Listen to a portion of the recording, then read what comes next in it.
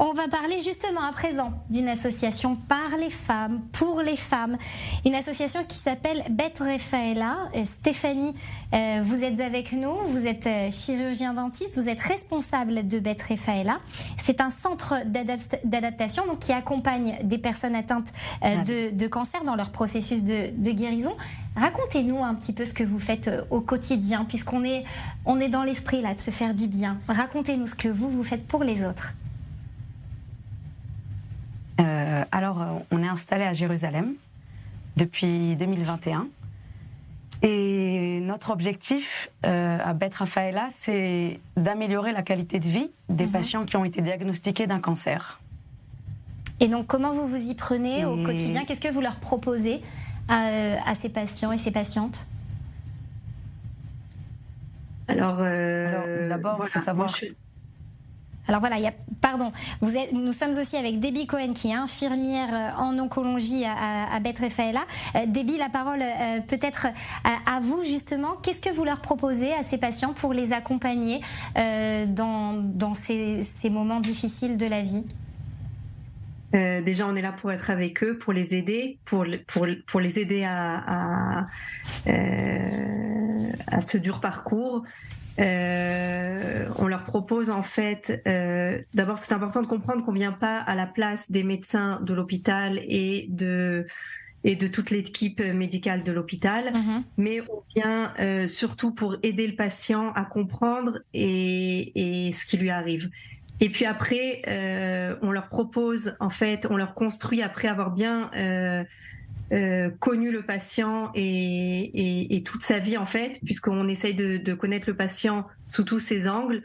On construit au patient un parcours de soins où là on propose effectivement énormément de choses pour l'aider selon évidemment ce qu'il a besoin. Chaque patient aura un parcours de soins différent. Alors on a de la kinésiologie, de l'acupuncture, des massages spécialisés, des soins de la peau, de l'oncoesthétique, de la beauté capillaire pour les femmes, de la photothérapie, de l'art-thérapie, et tout ça évidemment pour aider le patient le mieux possible à passer cette dure épreuve. Cette étape. Stéphanie, vous êtes en Israël depuis un moment maintenant et vous entendez sûrement comme beaucoup ces patients qui ont du mal avec le système israélien en tant que venant de France. Parfois, on a du mal avec cette culture israélienne qui est parfois très, très rude, très dure. C'est cet accompagnement-là aussi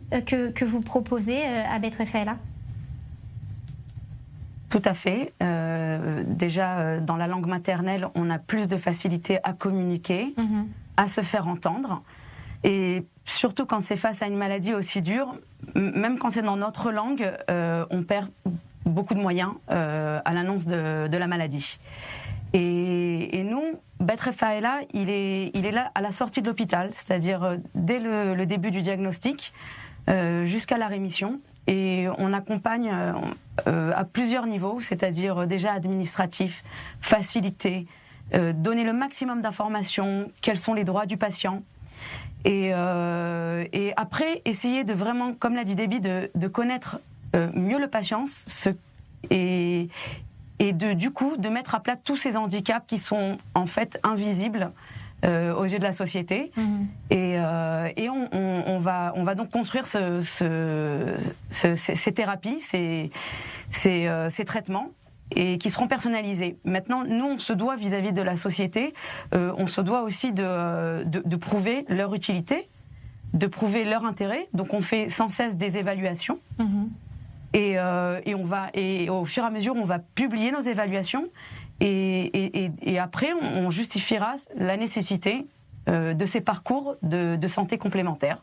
Et c'est pour ça qu'on aimerait après les intégrer dans le système de santé israélien, afin que ces parcours de santé soient remboursés par les assurances privées ou par les caisses maladies en Israël. Voilà, un autre exemple. On a beaucoup parlé de la société civile qui se mobilise ce soir sur notre plateau. En voici un autre exemple. Merci beaucoup à vous, Stéphanie et Déby. Merci de nous avoir fait partager ce quotidien, Myriam, la société civile en Israël, qui œuvre et qui est forte.